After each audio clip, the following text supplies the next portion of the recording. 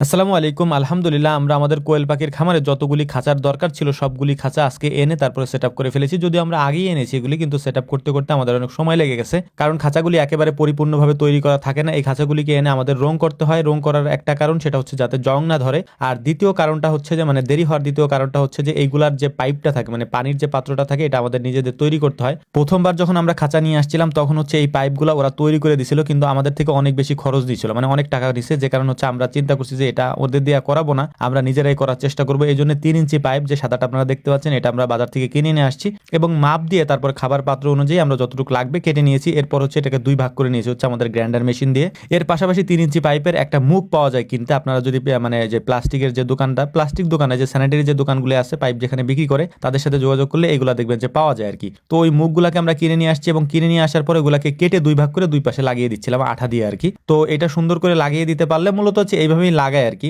অন্যান্য মানুষ যারা খাঁচা নেয় তারা হয়তো একেবারে কমপ্লিট করে দেয়, কিন্তু আমাদের এখানে কমপ্লিট করা থাকে না। এটা আমরা আলাদাভাবে নিজেরাই কমপ্লিট করে নিছি যাতে আমাদের খরচটা একটু কম পড়ে আর কি। তো আগের বার আমাদের 5টা খাঁচা ছিল, ওই 5টা খাঁচার মধ্যে আমরা প্রায় 400-র মতো পাখি পালতাম। এখন যে 3টা খাঁচা নিয়ে আসছি, এটা হচ্ছে মূলত আমাদের যে ঘরে কোয়েল পাখিগুলো থাকে এই ঘরটা ফুল সেট আপ করার জন্য হচ্ছে, বাকি জায়গাগুলো যাতে পূরণ করা যায় এর জন্য আমরা নিয়ে আসছিলাম এটা। তো এর পাশাপাশি যে নিচের যে ট্রেগুলো থাকে এগুলো আমাদের বাড়তি 90 টাকা করে পিস কিনে আনতে হয় আর কি। তো যাই হোক, আলহামদুলিল্লাহ এটা মোটামুটি কমপ্লিট হয়ে গেছে আমাদের। এখন এটা কমপ্লিট করার পর আমাদের এখানে ছোট যে ইনকিউবেটর মেশিনটা ছিল এটাকে আমরা এখান থেকে বের করে ফেলবো। বের করে ফেলে এই জায়গাটাকে ফাঁকা করে ফেলবো এখান থেকে, কারণ ইনকিউবেটর মেশিনটা আমরা যদিও আপনারা ভিডিওতে দেখছেন যে এটা আমরা আগেই নিয়ে গেছি, এই ভিডিওর ফুটেজটা আমাদের আগে করা ছিল আর কি। তো আমরা দেখার চেষ্টা করতেছিলাম যে পাইপগুলো যে বানাইলাম এগুলো ঠিকঠাক মতো হয়েছে কিনা। তো দেখলাম যে আলহামদুলিল্লাহ এগুলো ঠিকঠাক মতো হয়ে গেছে। আপনাদেরকে একটা বিষয় বলি, সেটা হচ্ছে যে অনেকে খাঁচায় কোয়েল পাখি পালন করতে চান যারা মূলত অভিজ্ঞ না আর কি, বিশেষ করে তেমন কিছু জানেন না কোয়েল পাখি সম্পর্কে বা খাঁচায় পালা সম্পর্কে। তাদের জন্য খাঁচায় পালাটা একটু সহজ, কিন্তু এই সিজনে বিশেষ করে শীতের সিজনে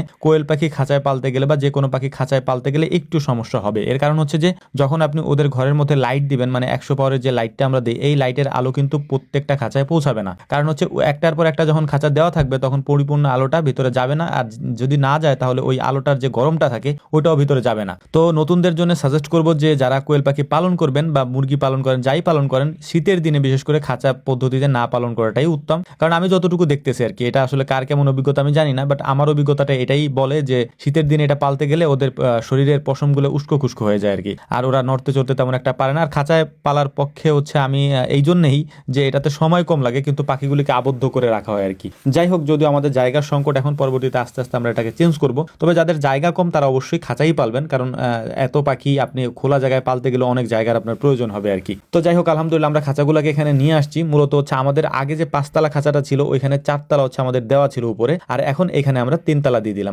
এখানে 4তলা, পাশে 4তলা, 4 4 8তলা দিছি। 8তলায় আমরা প্রায় 700 বা 600 কোয়েলের মতো পালবো ইনশাআল্লাহ। তো যাই হোক, আমাদের জন্য দোয়া করবেন, আল্লাহ তাআলা যেন আমাদের ব্যবসায় বারাকা দান করেন। এবং আপনারা যারা কোয়েল পাখি শুরু করতে চাচ্ছেন অবশ্যই দেখে শুনে বুঝে তারপরে শুরু করার চেষ্টা করবেন ইনশাআল্লাহ। আসসালামু আলাইকুম ওয়া রাহমাতুল্লাহ।